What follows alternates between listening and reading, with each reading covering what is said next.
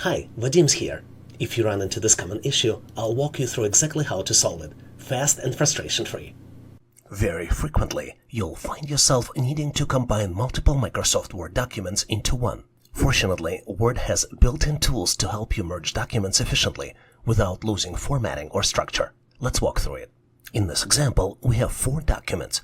Base document, Annual Report Main Doc.x, which includes cover and introduction. And there are 3 to-be merged files, Financials.x, Appendix.x, and Market Trends 2025.x. To complete the merge, go to the Insert tab on the top ribbon.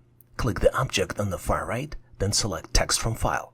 This allows you to insert full content of another document. In the pop-up window, select the document or documents you want to merge. You can select the multiple files by holding the Control button.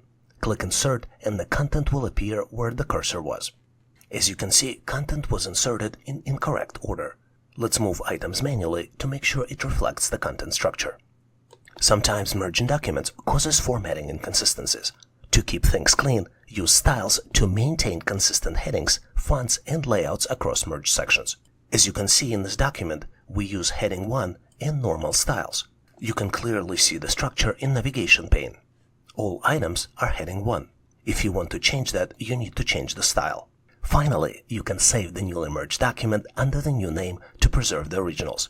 This is a great way to keep in version history, especially in the collaborative work. If you found this content helpful, don't forget to like, share, and subscribe to Online Training for Everyone. Have a great day.